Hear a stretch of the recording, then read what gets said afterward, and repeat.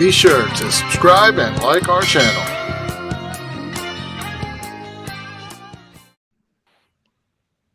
Welcome. We're live, and we're at where, Andrea? Where are we? 607 Gerard Street East in East Chinatown in the fine city of Toronto, Ontario, which is in Canada, if you didn't know. Which I think most people know that that's in Canada, but maybe But they now don't. you know. Now you know. Geography facts. It's like the financial capital of Canada. I think most people know that that's Toronto, probably. Who knows? Who knows? Canadian geography, it's obscure some days, man. It's obscure some days. All right. Well, there you go. We'll just leave that one alone because that one's a bomb. I don't want to deal with. So tomorrow, what do we have coming up real fast for the sponsors? If you're a sponsor, at the end of the show, we'll tell you how you can become a sponsor. But what's coming up tomorrow? Tomorrow's our Archangel Haniel ritual of releasing emotional trauma. So that's going to be fun. You're doing that, right? I don't yes, have to do and that, there's right? going to be lots of crime. That's what's going to happen tomorrow. Tear fest. But new heart chakra for everybody there. So. Well, maybe. We'll see. We'll see. We'll see. All right. Then today, we're talking about the evil eye.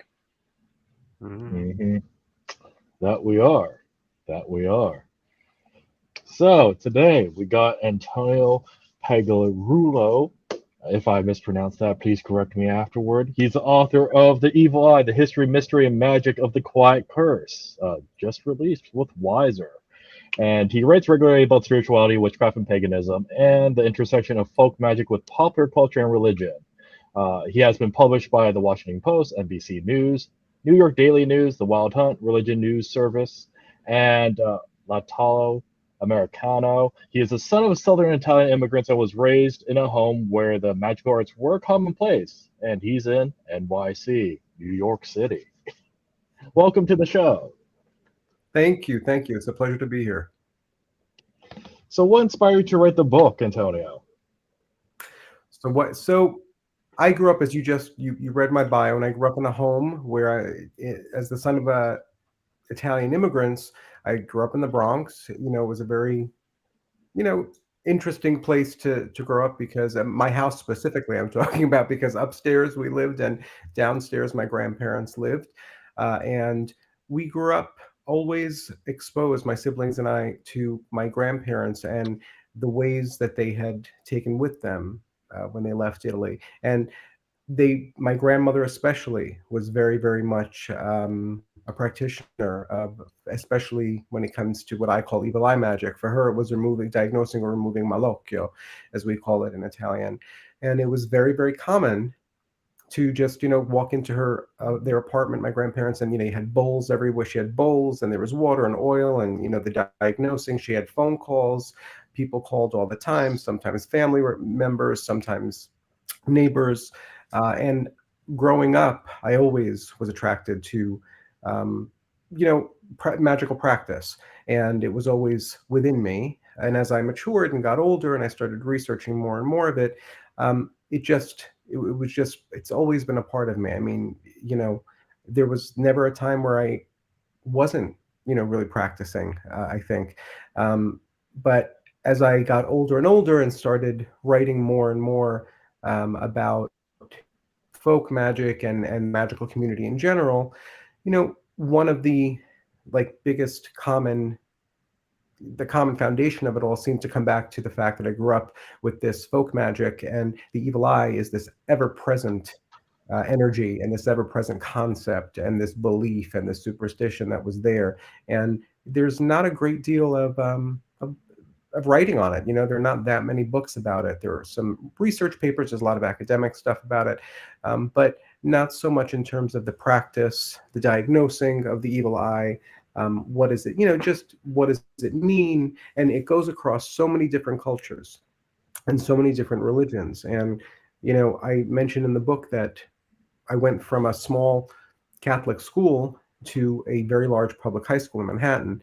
And when I got there, I was shocked because I suddenly had friends who were different faiths, different ethnicities, and yet they all had a different name for the evil eye. And meanwhile, I thought I had, been raised in this home where these, rituals or these beliefs and these thoughts were sort of secretive and not so widespread. And yet there I was sitting there, and I had friends who were talking about this thing called the evil eye. So that always stayed with me, and it has remained that way. And if you look at it right now, the evil eye is extremely old, and it has survived, and it is alive and well in our culture everywhere in the world right now. Right. So you mentioned this piece specifically, like it was your friend. So in terms of this context, how big was it growing up, just in the general social fabric of this conversation around the evil eye? You mean in my family, or just sort of when I was Just growing in up? general, like there's the family piece, but just even in like the greater social circle. So growing up, I grew up in a very diverse neighborhood. There were a lot of so many ethnicities in my neighborhood in the Bronx where I grew up, and everyone had their own beliefs. But where I grew up, the evil eye was ever present. We were taught to be mindful of the fact that, sometimes people will be envious or resentful. You had to be careful about what you spoke about. You couldn't boast about things. So growing up, there was this idea of, certainly celebrating things that happened to you, good things. You could celebrate, you could be, but don't go too far. Even as young, you can be a kid, you can get a really expensive toy, but don't unveil it to the neighborhood kids too quickly, because someone's going to get jealous, and someone's going to, you're going to get some bad energy there. And when I was in high school, it was among my friends who, as I said, who were familiar with this, with the whole idea. It was very, very common to just relate to it from each other. I was Italian. My other friends who were Italian, who were Jewish, who were Muslim, all of a sudden we had these conversations about, well, what do you mean? It's the same thing, right? Someone has envious thoughts. There's intention. There's bad feelings. And for those of us who had been raised in this way, it was very, very prominent. Even as a high school student studying, we didn't talk about good grades among those of us who knew it very well. We were quiet about our achievements and things like that, and that was just ingrained in us. And I think anyone who grew up in this kind of family or in this kind of ethnicity, you understand what I'm talking about. Right. So let's get to a definition piece then. What is the evil eye? I mean, yes, we're talking about it, but let's start off with that definition. So the evil eye is a negative force, a curse, and it is cast through a glance. So the evil eye generally, is born from envy, jealousy, resentment, anger, greed. These are the negative emotions that are giving flight to the evil eye, and that's where it starts. So you give someone that look, and that's how the evil eye is cast. There's also a second part. Many cultures, many in certain faiths as well, they believe that the evil eye isn't necessarily intentional. Sometimes you can give the evil eye without meaning to. That's why in many cultures you can give a compliment. You compliment a baby, and he's beautiful, she's beautiful, God bless. It's always followed by God bless, or in some it's followed by spitting. In some it's followed by hand gestures, so that you don't give the evil eye. The third way that the evil eye can manifest in your life is, as I mentioned it before, if you boast about things, if you're going out there and talking about all the great upgrades in your life and all the success and all this. You have to be bragging. It's a dangerous thing. That's why even you're on social media, ask yourself, what are you posting? How much are you sharing with the world?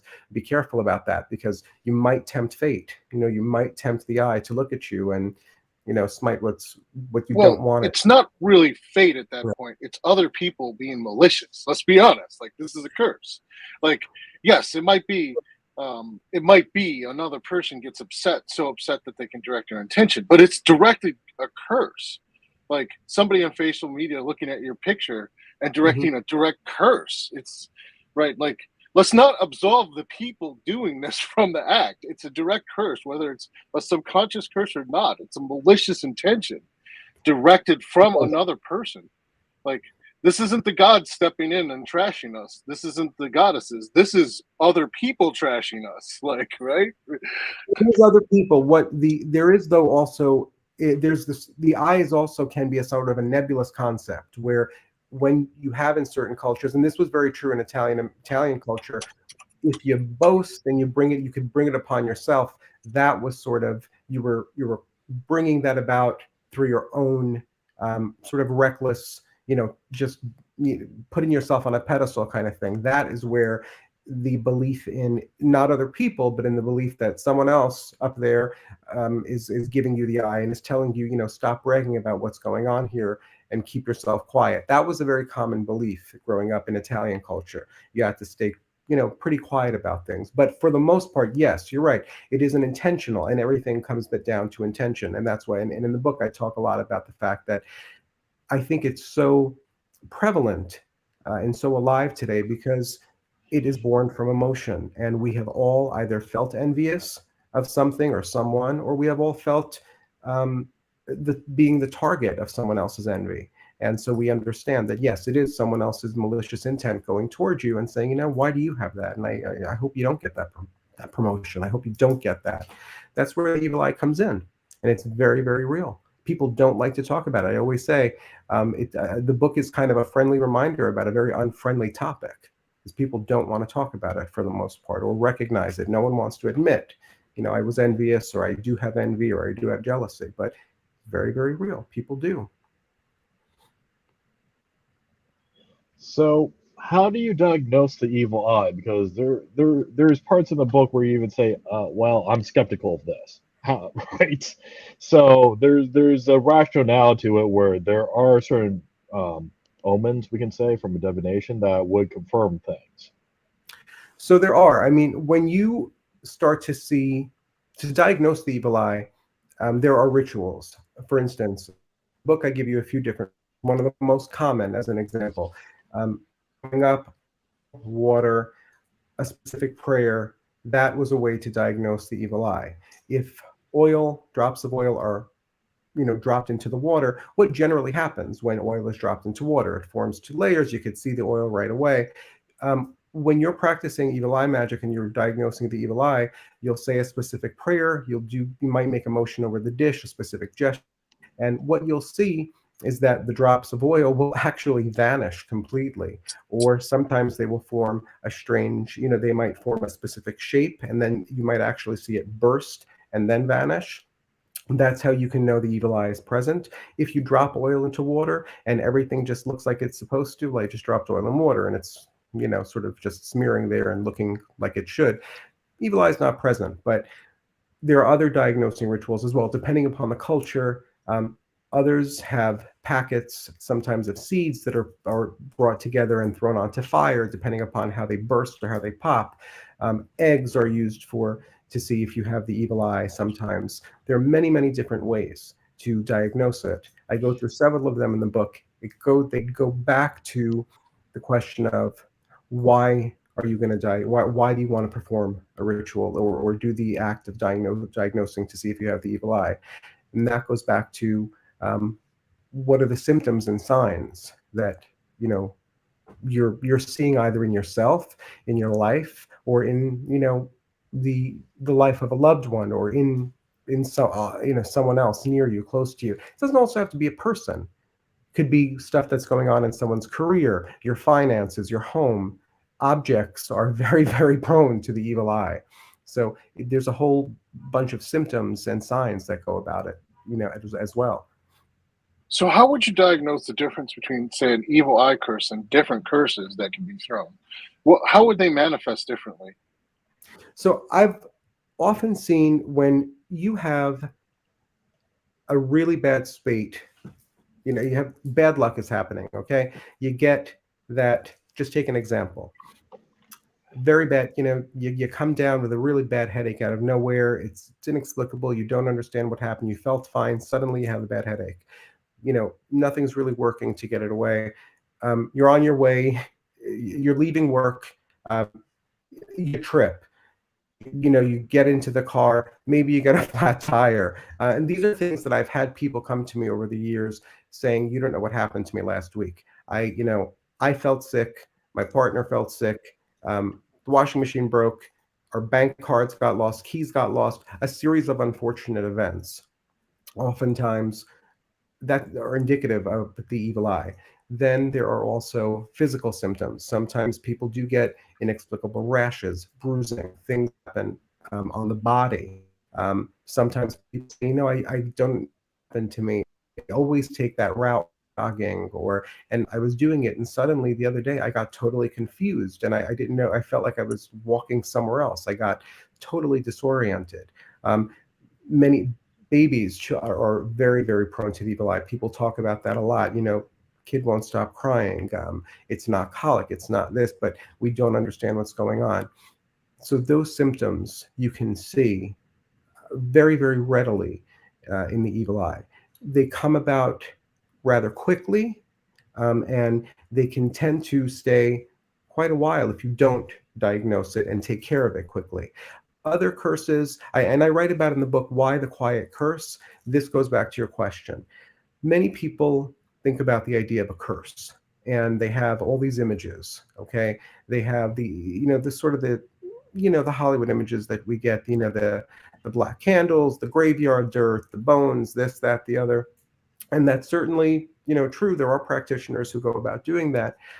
But the difference between the evil eye and other curses is that the evil eye only requires a glance. That's why it's the quietest curse that you have, because it's done very silent. Not much is needed other than your real raw emotion to cast that curse, and your intention to do so. It manifests in myriad ways. And I think when you have these things that happen in succession, you have feelings that are going, a lot of fighting in the house, things that come on very suddenly, and that linger. And you can't explain them. You don't know why. You're breaking 3 glasses. It's also larger things that happen. You don't know why 5 people in your house have gotten sick in 1 week.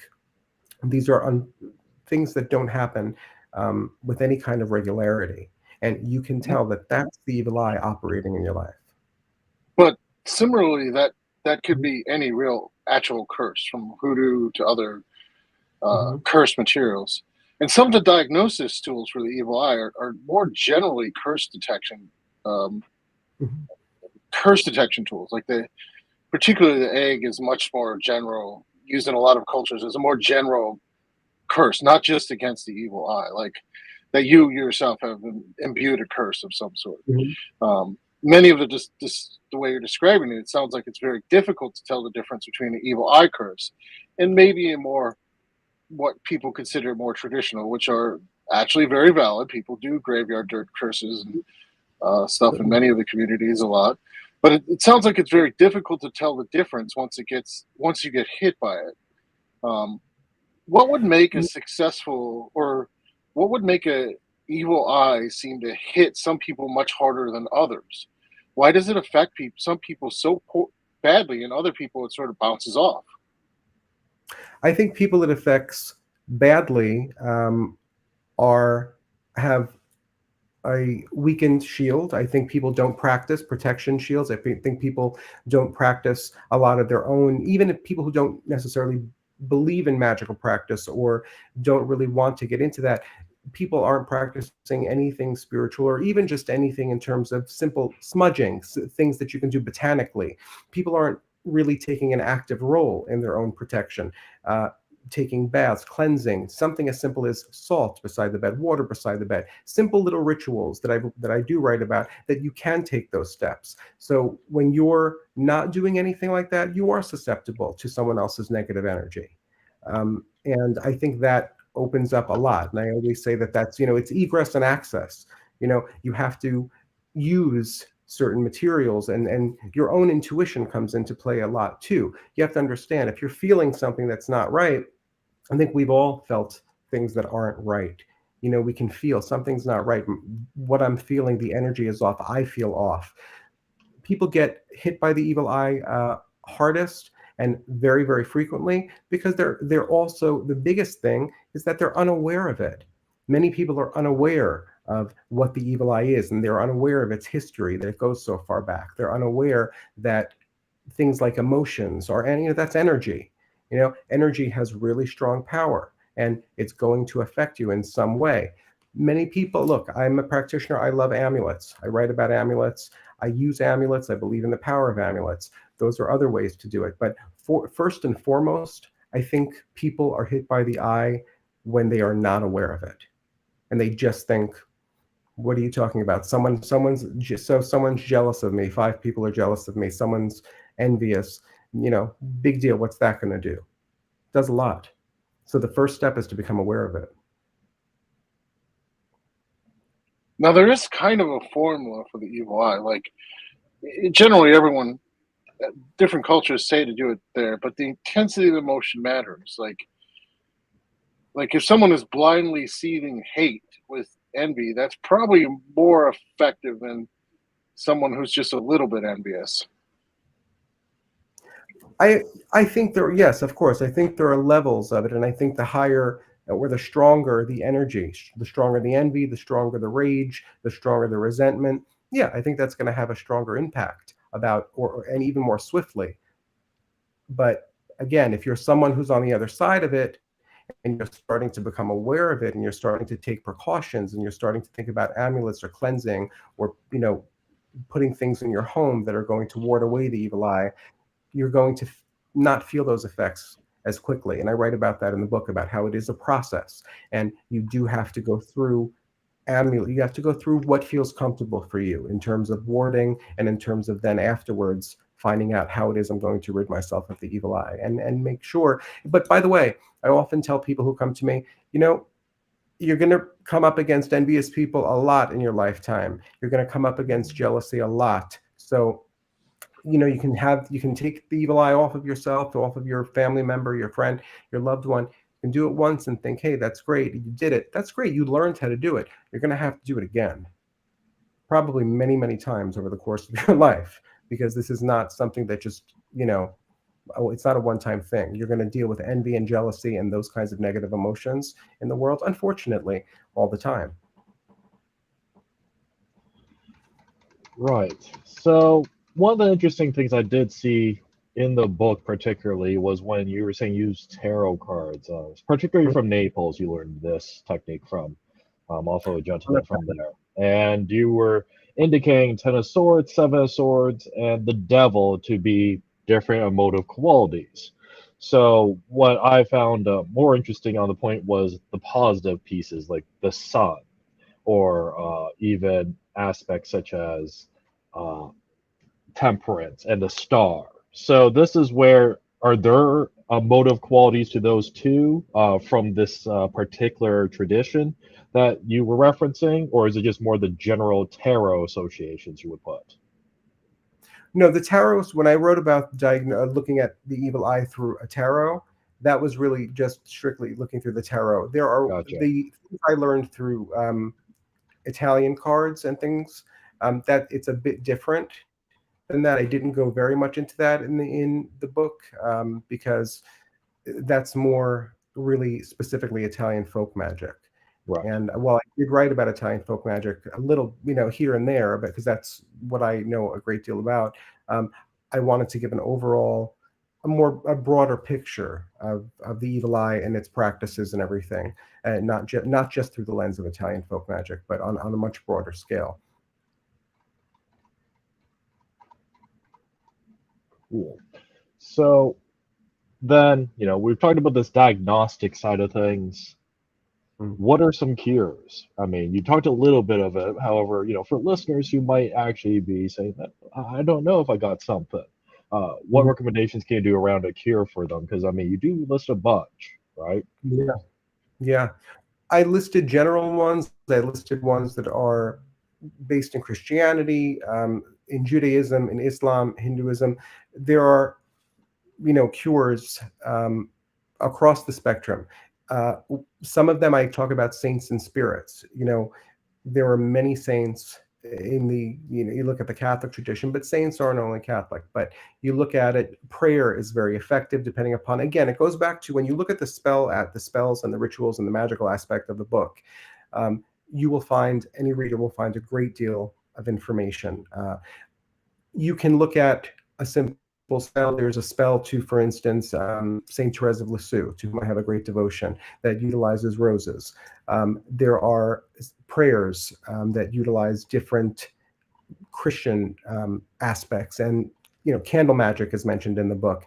Also, again, to go back to the fact, there's also botanical magic, smoking, as I call it. You smoke the eye away. Different sort of herbal remedies that can be used. It really depends on what you're comfortable with, and in that section of the book, I really do say specifically, read through things and go see what resonates with you. What do you feel comfortable with? In the section on Jewish magic, I talk a lot about psalm spells, and then there's a clove spell. So different things will help. There's so many different things that can help you, get the eye and the negative energy out of your life. It all goes back to what you're comfortable with. For me personally, when I diagnose the evil eye, if I see that it's particularly strong, meaning that someone says to me, can you do this again? I don't think it happened. And I see it repeatedly, I often resort to, a simple spell sometimes, which is just, even though I happen to like elaborate things, just as a practitioner, I like elaborate spells and magic, but simple spells, a simple candle, a simple prayer, simply sitting down and focusing your own intention. And if you're comfortable with the Psalms, you can recite Psalms in the doorways of your home. I give that as a remedy for the home, especially because that is a big target of the evil eye. There's a section in there for warding for children. There are different amulets you can use for it. So an amulet recommendation is a big way for me to get people to cure the evil eye once it's there. I tell them to start looking at amulets and to start thinking about, what it is that they look at the amulets, think about them. There are so many. What resonates with you? And then start to look at the history of it and start to look at the properties of it. So how does one connect to an amulet? So you're saying they're connected to the properties, but just buying an amulet might not be enough. How do they connect with it and make it theirs? Mm-hmm. You connect with an amulet by charging an amulet, and it can be very, very simple. If you have, I have many, so a few of them were given to me. Okay, I charge an amulet. I'll charge an amulet simply by holding it in my hands first. I'll recite a specific prayer over it. It might be a prayer that everybody knows. It can be a prayer is also something, by the way, if you're praying to an ancestor of yours and it's a personal prayer, maybe it's someone who you were close with. If you say a prayer over it, you're going to speak an incantation. That's your intention, this is going to be an amulet, which is going to keep me protected. That will do a great deal. I often use some salt on it. Sometimes, and just the curative property of water is incredible. Salt, water, and then literally keeping that amulet on you. Sometimes you can do that once a month to recharge that, but that's how you connect with an amulet. And you really start to, and it's the same thing I always tell people who don't believe in it or who say, well, an amulet, people wear jewelry, and what's the reasoning behind your wearing jewelry? You have a connection to it. There's a piece of jewelry you're wearing, whether it's a bracelet, a necklace, a pendant, anything. It's because you have a personal connection to it. It's the same thing with an amulet. The stronger your connection becomes as you wear it, and that it does create an energetic link, whether or not you believe it. And I always tell people to try it, because and just about everyone I've told I've recommended amulets to said absolutely, I understand now, and then they know too. An amulet will take a hit. Have you ever had an amulet break? You look at an amulet, whether it's the Nazar, that's the very common evil eye, or a Hamsa. People have said, oh, the amulet broke. Well, okay, unfortunately it broke, but that's actually pretty good, because it means the amulet absorbed the hit. The amulet took the hit from the eye. That's why it broke. So the amulet did its job when it broke and fell on the floor, or when you looked at it and said, gee, where did that crack come from running down the middle of that amulet? I never saw that. Could be hanging a Hamsa in your home, and you look at it and you say, well, gee, that wasn't broken 2 days ago. There's a huge crack running through it. Now it's chipped or broken. It didn't fall. That's the eye. That's the negative energy. and it was absorbed. The amulet took that hit.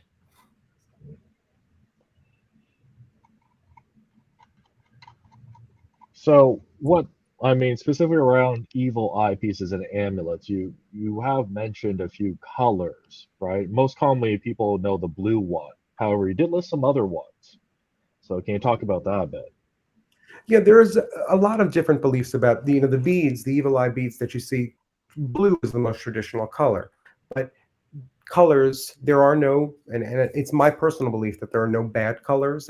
People have asked me before, oh, if I wear a black one, no, there are no bad colors. I don't, but um, you can, different colors do represent different things. A lot of times people will look at pink or red and associate that with not only love or romance, and that meaning you want to wear a pink or a red bead, an evil eye bead. That's so the evil eye does not attack that aspect of your life. You want to keep your relationship strong. You want to keep your love life strong. You want to keep your marriage strong.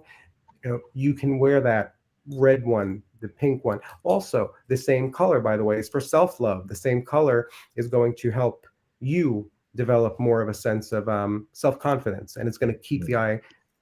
It's going to repel the eye when that energy is attacking your own self-confidence. Same thing for gold, for business success.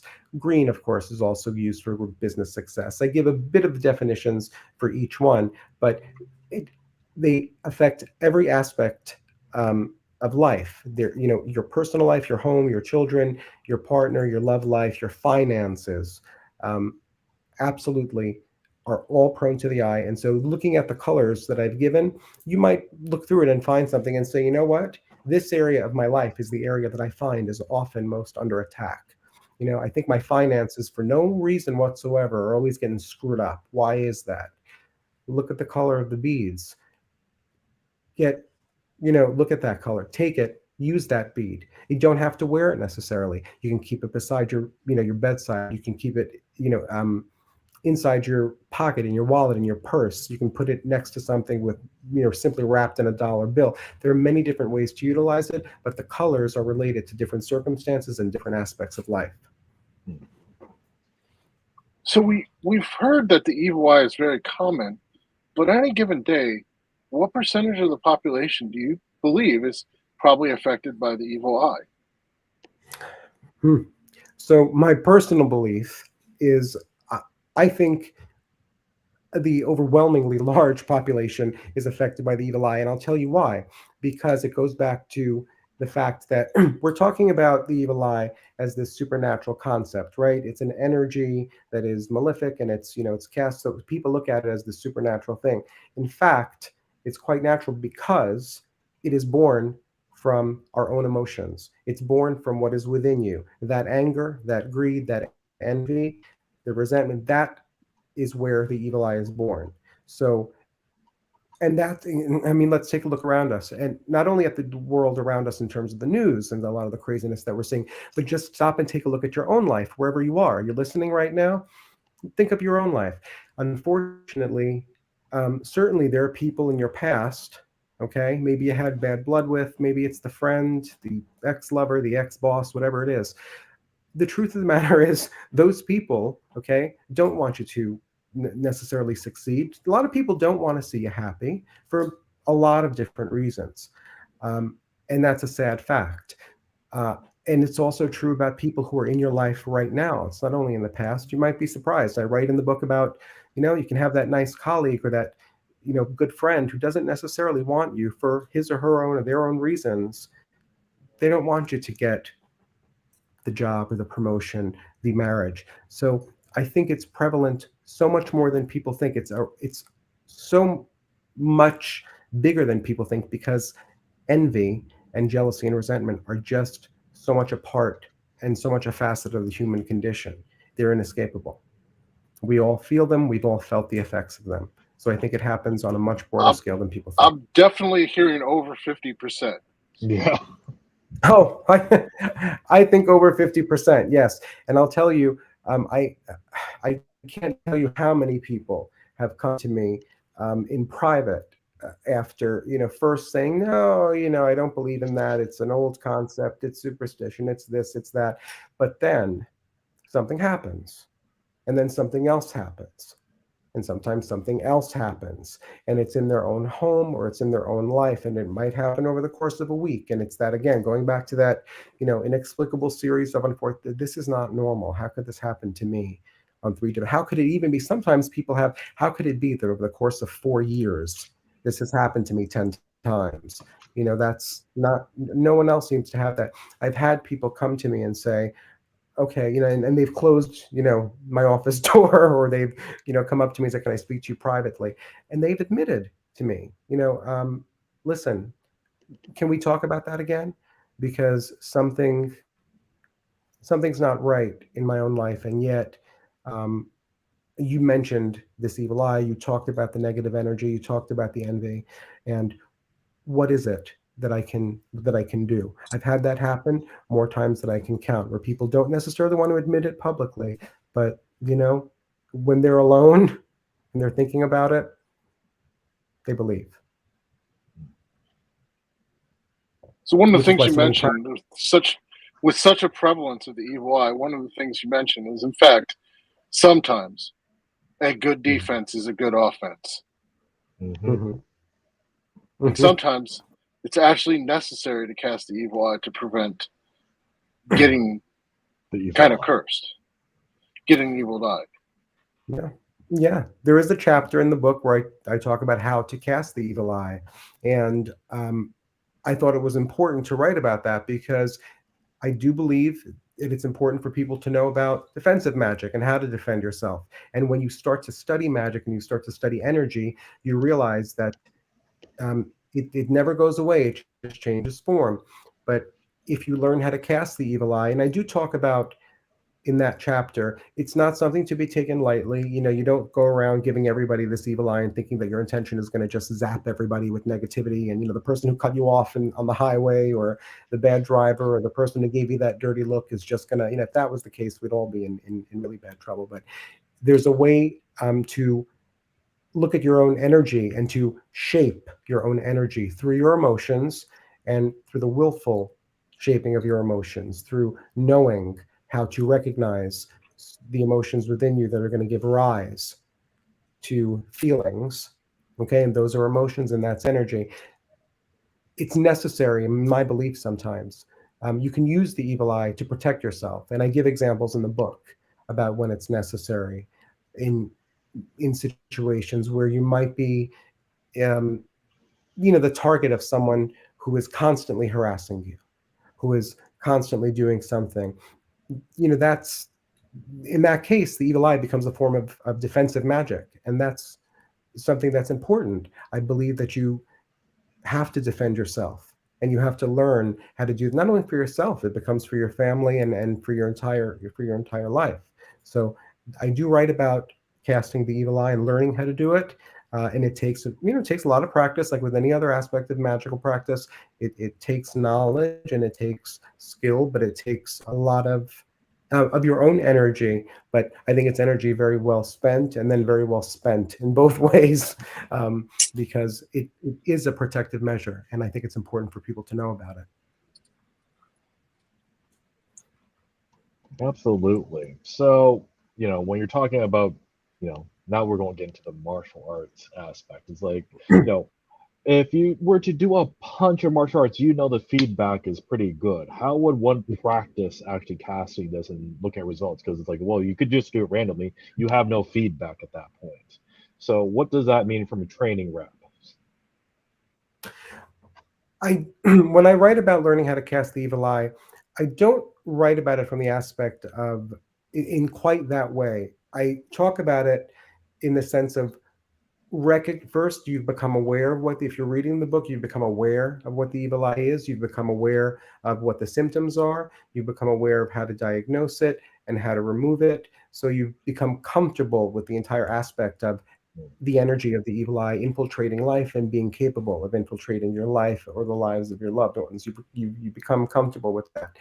When I talk about casting the evil eye, I talk about recognizing when you are in a situation that is harmful to you. It doesn't necessarily have to be physically harmful. You could be at work with a coworker who is just, like I said, harassing you, who is just setting a course for your downfall. And that's happened. As I said, not everyone wants you to succeed. Not everyone wants you to go ahead and do that thing that you want to do.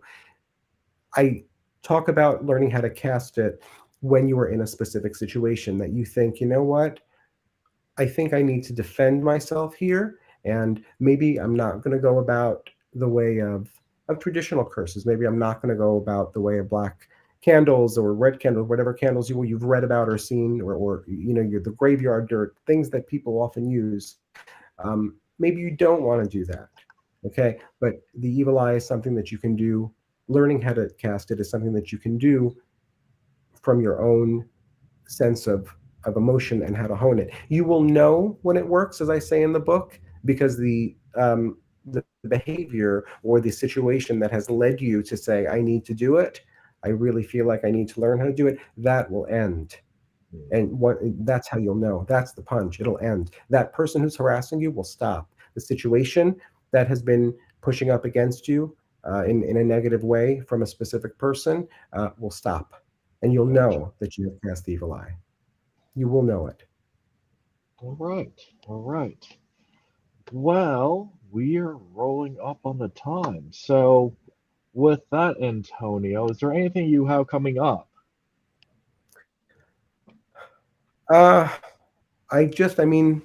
We have the book coming out. The book actually, it's funny. Today I got so many messages, many people. The book is sort of out there in the wild, as we say. Yep. So many people are receiving their copies, and it officially launches May 1, but it's certainly available now online and in other places. There are some stores that are saying that they have it as well.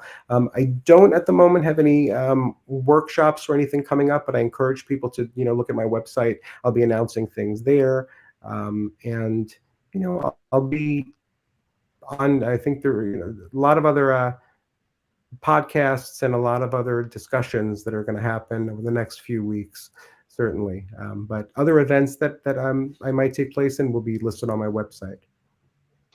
Well, all right, good. So flash your book there, good sir, so everyone can see on the YouTube if your audio. Really beautiful cover. That's a beautiful cover, and I often tell people that they did such a beautiful job on this, that this alone is an amulet. So there you go. There you go. Book with and you. then for our audio listeners, the book is The Evil Eye, The History, Mystery, and Magic of the Quiet Curse from Wiser. So you can check that out if this topic interests you. So finishing up on our end, we have the Hanyo ritual tomorrow. And then from there, we have the week afterwards, it's Love and Like spells with figurine candles. So we got that coming up, and then we have another. So speaking of classical candle and graveyard dirt type stuff, that's exactly what that's about. That's Yes, with classical candle spells from Conjure. So yeah, like Zach gave this first one about how you can use that to heal. I'm going to teach the second one how you can draw someone to you. Double package. Double package, right? And then after that, the week after, we're pulling up Medicine Buddha ritual for physical healing. So lots to come up in the next few weeks. So with that, and what about the July 1st? Well, the July 1st is we got the 72 Goetia and Semaphore. So that's a 3-year commitment on that one. For our sponsors. For our sponsors. Every single one, Angel, Demon, we're doing both. Every 2 weeks. Every 2 weeks. Every 2 weeks in the store. And if you're here in Toronto, we have 2 public shrines currently available. 1 full ancestor shrine with lots of blessed spirits that people bring who are part of the store. Even people who are not owners of the store, they've brought stuff like blessed Hecate statues, blessed Hermes statues, blessed Baron. Well, I brought the blessed Baron statues. Yes, you did. And the blessed, and you brought the blessed Osiris. There's a lot of lords of the dead there. People can come there and do their own ancestor work if they don't have the space. Toronto's a tough space for apartments. We know that. Tough place to get the space. So we kind of made some space. You can go do your own ancestor work, even if you don't have the space. And we don't charge. You can just come out there and people bring refresh the oils, and we refresh the. We can't have physical candles, but we have LED candles, so we refresh the batteries on a regular basis. And the second shrine is a Buddhist shrine, which, you know, we also put a Gnostic Jesus out there. It seems to fit It for fits us, the bill. because it was so highly consecrated. But every few weeks, when we do one of these rituals, like a medicine Buddha, if the artist is available, they draw it and we bless it and we put it out there as a public shrine that you can contact that Buddha. And then there's little QR codes all over our hallway to tell you how to do it. And you don't have to contact us. If you call us and the store is not officially open, the building's not open, we'll let you in. Even sometimes at midnight. We'll just be like, Yep. okay, sure, come up here. We'll go back inside the store. You can do what you need to do, even if you just need to pray, come out and pray. So it's not just a store. It's like we are providing these community things to help. If you are a sponsor, the Evil Eye will eventually be in our library that you can check out and see if you like it before you buy it. You can just kind of check it out, even if you're a sponsor at any level. We've got about 1,000 books in our library, more like 1,500 now, actually. Ooh. Keeps growing. 1,500, some of which are not common books, actually, at all. Stuff like the Hyde books, which we're not going to let you take that out of the store. They ain't making those Hyde books now. No, they are not. But you can come read them. We have a cat. But you can come read them, and anyone can come in the store and read them. Any books, even if you're not a sponsor. And so that helps us keep the lights on. That helps us keep the show going. And honestly, the sponsors, we really appreciate you. You help us keep everything running and going. So it's really, you really make it for us. So we really appreciate you. And as part of that, we're giving back to the community with that library that anyone can come back. And in fact, some of the sponsors go as far to donate books to us. We appreciate all the people come on our show. They usually give us a book that we can put on there that the general community in Toronto can actually kind of check it out and check out materials they might otherwise never be able to see. And as they say, one spell, if you can't afford it now, you're maybe one spell away from being able to afford some of those books or become a sponsor or actually help some of the authors like Antonio today actually get ahead. And that's what it is. That's how we all kind of raise our ships, is everyone helps each other raise their ships up, by kind of providing some paying it forward free resources so that way you can later then help them out. And so we really appreciate all the sponsors who donate and help us kind of give back to Toronto and help us kind of move forward with that. So we really appreciate everyone. And Zach, who do we have coming on next week? So we have, let me pull it up here. We got Elohim Lefner. So we'll be talking about some bags and charms. Mojo bags. Fun time. Mojo bags. Excellent, excellent, excellent. As I say, everyone, stay healthy and safe and well. And we'll see everyone next week. The same East Chinatown, Toronto time. 6 p.m. Eastern Standard Time. Correct. Have a great night, everyone.